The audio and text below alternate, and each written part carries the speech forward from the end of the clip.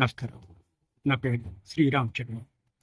గౌరవ తెలంగాణ హైకోర్టు ఇద్దరు జడ్జిల ధర్మాసనం జస్టిస్ అలోక్ ఆర్డే, జస్టిస్ అనిల్ కుమార్తో కూడిన డివిజన్ బెంచ్ తాజాగా ఒక తీర్పు ఇచ్చింది. అక్రమ నిర్మాణాలు తొలగించడానికి ఆదేశాలు ఇవ్వడానికి లోకాయుక్తకి అధికారాలున్నాయా?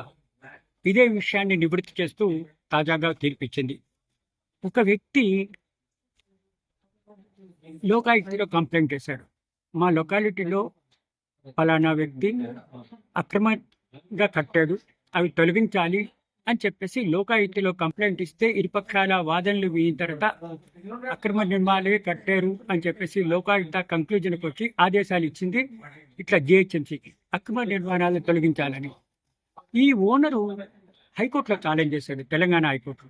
ఇట్లా లోకాయుక్త అధికారాలు లేవు, తప్పుగా ఇట్లా అధికారాలు ఇచ్చారు, తప్పుగా ఆదేశాలు ఇచ్చారు, దీన్ని సరిచేస్తూ ఆదేశాలు ఇవ్వండి అని హైకోర్టులో రిపిటిషన్ ఫైల్ చేస్తే ఇది ఇద్దరు జడ్జిల ధర్మాసనం chief justice Alok Aradhe, justice Anil Kumar క్షుణ్ణంగా పరిశీలించి లోకాయుక్త 1983 యాక్ట్ ప్రకారము లోకాయుక్తకి అధికారాలు లేవు, ఇట్లాంటి అక్రమ నిర్మాణాలను తొలగించేది ఆదేశాలు ఇవ్వడానికి అని.